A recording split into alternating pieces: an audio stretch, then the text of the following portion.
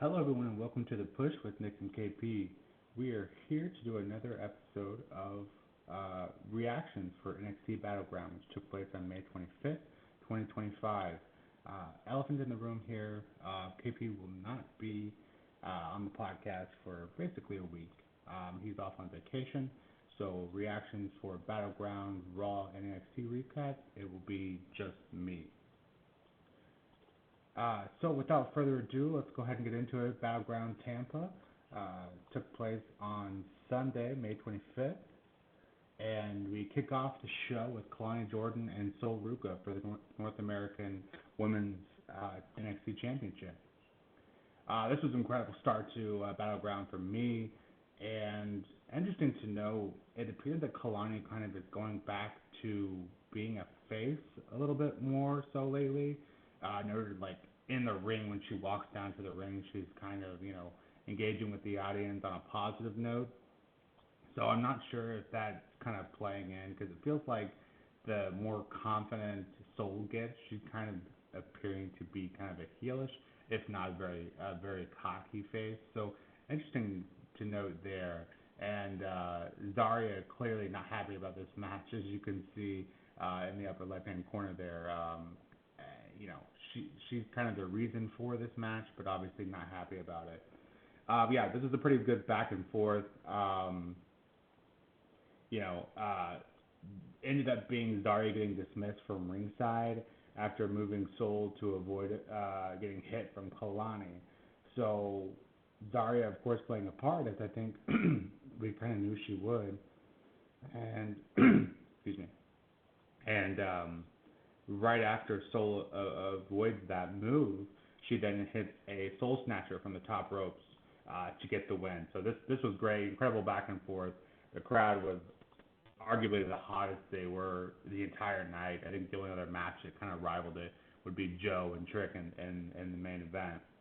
So yeah, for me this was great start, and there really wasn't a bad winner here, in my opinion. So Soul winning the win here, I think it was a little too early for her to win, for her to lose that title, and no one walked away looking weak here.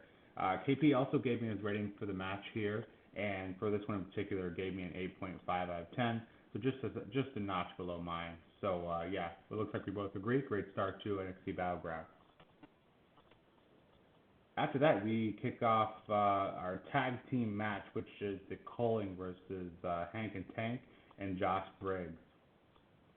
For me, this is pretty entertaining. I didn't feel like this match, I kind of mentioned this on the predictions, I didn't feel like this match was kind of belonged on the card. It just kind of felt thrown together. And, Ricky Stanks and Joe Hendry having a match, announced for Tuesday, it felt like they could have easily been here. But regardless, we move on. For this match in particular, I felt like, the Culling was probably the right choice to win. I think we kind of both, KP and I both mentioned that on the predictions, mentioning that they should be the team to, win here, get some more momentum. It feels like they've had a bit, it's still relatively new. So getting the loss here didn't feel like the right choice. But that being said, Hank and Tank and Josh Briggs do end up getting the win here. This was a pretty good back and forth, and I feel like pretty evenly matched throughout. The deciding factor and second match in a row where we see some sort of interference kind of play in the out match. You see Izzy Dane reach for a chair, and she's cut off by none other than Inamura, who apparently has made his return from Japan. So this was a great surprise. Happy to see him back, as was Josh Briggs, obviously, and obviously this taking place kind of after the match. But regardless, great to see Inamura back, and we'll see if maybe Briggs and Inamura kind of go after Hank and Tank next. But regardless, this was a good match. I'm just not sure it felt worthy of being on the card. For me, I gave this one a 7 out of 10, and KP gave it a 7.5 out of 10. So pretty close there again as well. We then move on to the very personal rivalry between the family, which features Tony D'Angelo and Channing Stacks Lorenzo. This match was clearly all about the betrayal, as we kind of knew it would be, and Tony proving that he wasn't soft. I think there was a moment in there where you could see himself questioning himself, and then I think Stacks, specifically saying to him, "I knew it. I knew you were soft." But after that, kind of showing that he indeed wasn't. You can see Tony fighting those internal battles throughout this matchup, and this was a very slow, very personal, slow burn match. Where it felt personal from both ends, and that's what you want to see.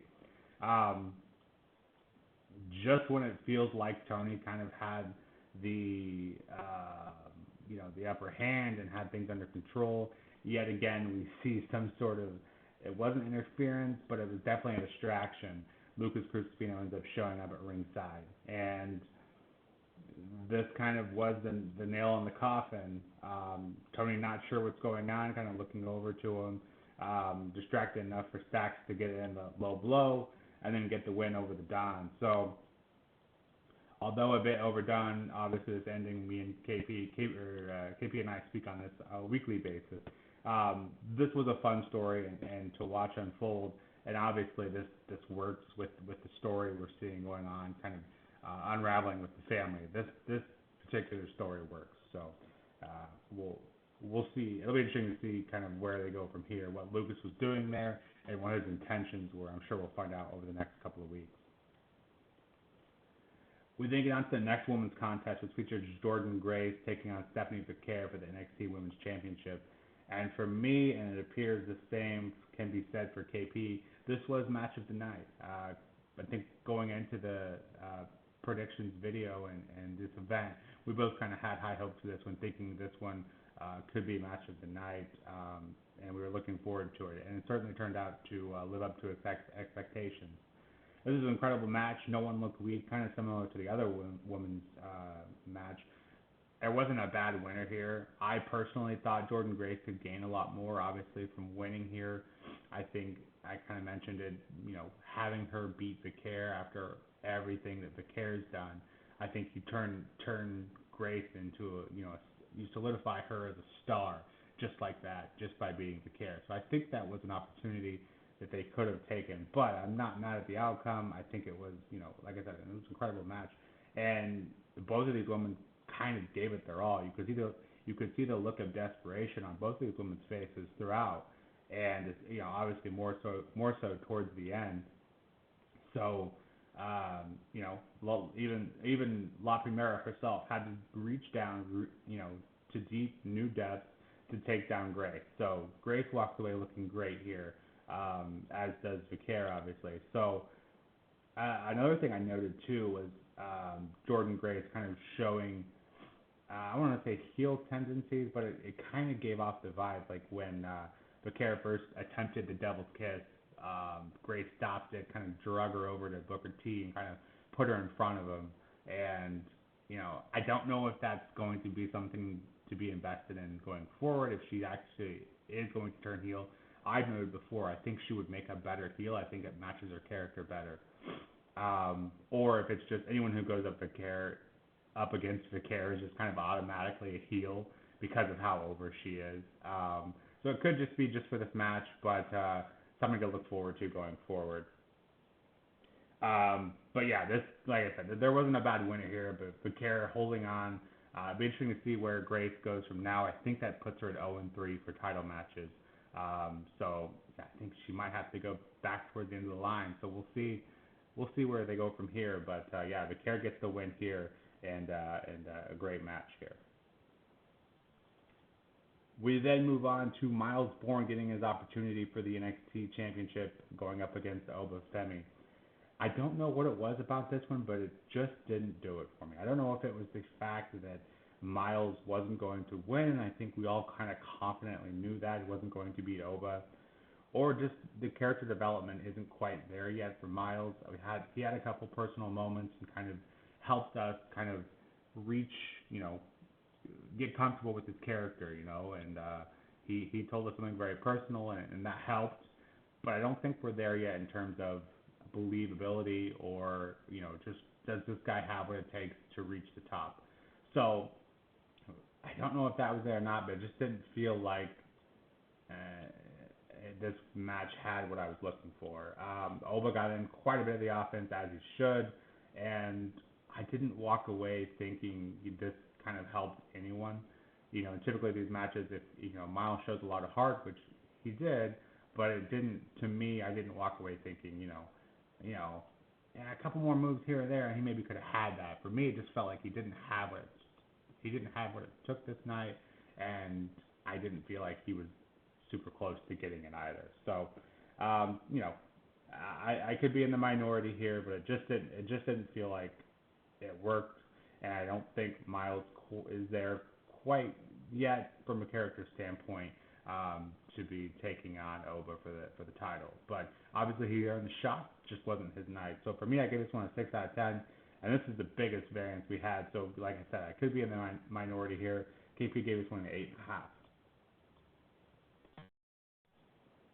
We then move into the main event of the night, which features Trick Williams versus Joe Hendry for that TNA World Championship title being defended on WWE for the first time. So we kind of talked about the one in the predictions. We kind of both thought that Joe Hendry would win. Didn't think that Trick would take the title, although I noted it would make for an interesting angle. And this is a pretty good back and forth. Trick digging deep into his Booker T impressions, including a spinneroonie, if you can believe that. And I don't know if you guys believe in the win-lose phase, but before the match, if you look at Joe Hendry, I believe in win-lose phase, and I don't look for it all the time, but sometimes it's obvious. And for me, it felt obvious here that Joe Hendry was going to lose. Especially if you go back and look for it. If you didn't look for it at the beginning, you go back and look. He didn't have his typical happy-go-lucky attitude. It was very much I don't want to happen what's about to happen. So it turns out that was valid if you believe in that kind of thing. They actually did give the title to Trick Williams. And I think this is a pretty good back and forth.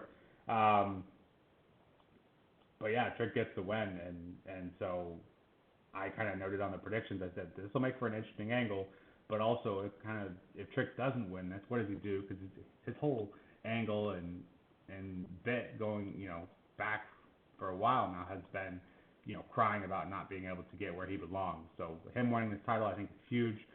This cross-brand promotion between WWE and TNA. It's got to raise some eyebrows to see a WWE guy hold on to that title. I guess the question for me is, will this just be a moment for Trick, or for the sake of winning it on a PLE, or will this actually be a title reign that Trick has for quite some time? So I think that's an interesting story to watch unfold. I'm curious to see what happens and what kind of ripples this has in terms of the TNA WWE relationship, how deep it goes, and if titles are going to start changing back and forth. That'll be interesting to watch going forward. This wasn't a masterpiece by any means, but kind of as I mentioned earlier, the crowd really helped this one.